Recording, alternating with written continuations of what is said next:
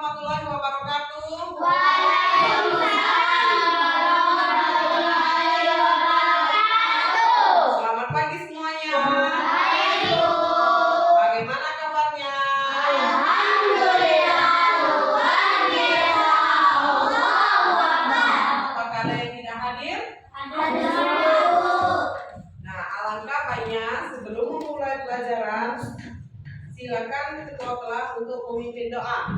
Berdoa mulai. Bismillahirrahmanirrahim. Amin. Nah, anak-anak tolong keluarkan dulu buku paketnya ya.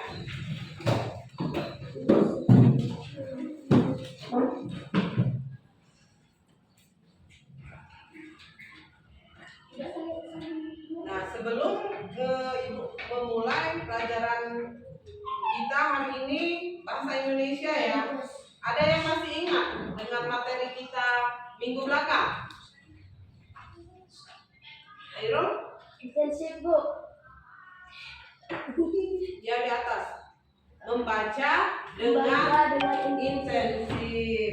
Ibu ingatkan lagi, membaca dengan intensif itu adalah kegiatan membaca teks bacaan secara seksama dan mendalam dengan menangkap lebih dalam informasi yang ada pada teks. Ya.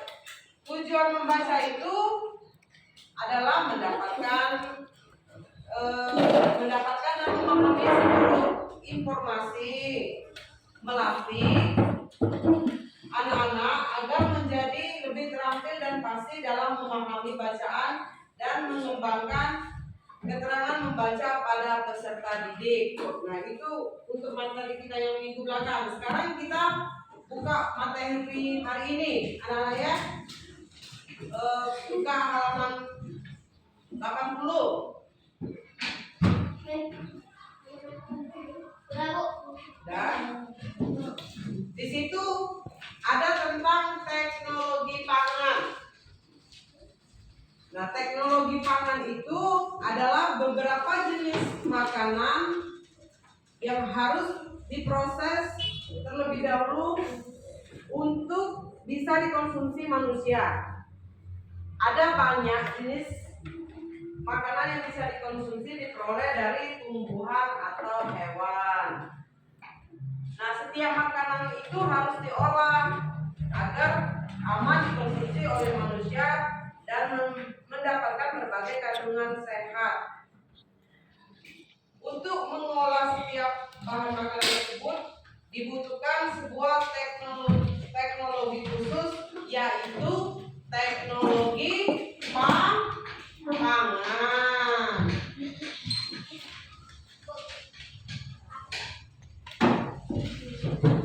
Nah, di sini Ibu akan menjelaskan teknologi pangan itu adalah sebuah ilmu pengetahuan yang berkaitan dengan bahan pangan, khususnya sesudah panen.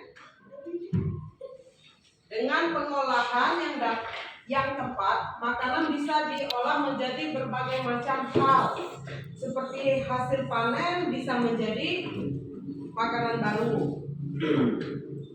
Nah, beberapa jenis makanan harus melalui proses tertentu untuk dapat dikonsumsi. Jadi seperti misalnya kalau beras kan diolah dulu, dimasak di tanah atau dimasak menjadi nasi. Jadi ilmu dari teknologi pangan bisa berubah berupa proses pengemasan, penyimpanan atau pengawetan, seperti makanan di dalam kaleng ya. Di sini Ibu juga akan menjelaskan manfaat teknologi pangan. Yang pertama, mencukupi kebutuhan pangan. Kita harus mencukupi kebutuhan pangan agar bisa bertahan hidup. Bisa misalnya menyetok beras, menyetok makanan di rumah. Yang kedua, mendistribusikan makanan. Melalui teknologi pangan, manusia juga bisa mendistribusikan berbagai makanan ke seluruh wilayah. Dengan begitu, wilayah yang tidak bisa ditanami padi bisa ikut mengkonsumsi nasi. Dan wilayah yang tidak bisa ditanami sayuran hijau bisa ikut merasakan mengkonsumsi sayuran dan makanan sehat. Yang ketiga, anak-anak ya, menghilangkan kuman dari makanan. Ilmu dari teknologi pangan juga bisa mengolah bahan makanan menjadi lebih higienis dan menghilangkan semua kuman. Kuman atau mikroba tidak akan berkembang biak lebih banyak dan tidak bisa menyebabkan penyakit. Dengan proses cara pemanasan, anak-anak ya. Yang keempat, meningkatkan nutrisi makanan melalui teknologi pangan. Sebuah bahan makanan atau pangan bisa diolah hingga memiliki nutrisi yang lebih banyak. Contohnya apa, anak-anak? Jus atau susu. Nah, biar lebih semangat lagi, kita akan bernyanyi, anak-anak ya. Kelas 3. Kelas 3 tadi si. Kelas 3. Siap. Kurang semangat. Kelas 3. Siap. Siswa kelas 3, apa kabarnya? Baik. Siapkah kalian untuk belajar? Siap. Semangat semuanya, dengar dengan sesama. Siswa kelas 3 semua hebat. Dari yang materi Ibu sampaikan tadi, ada yang ingin ditanyakan? Siapa yang ingin bertanya? Ya, silakan Putri. Apa contoh makanan hasil teknologi pangan? Pertanyaan yang bagus, anak-anak ya. Nah, contoh makanan hasil teknologi pangan itu pertama, tempe.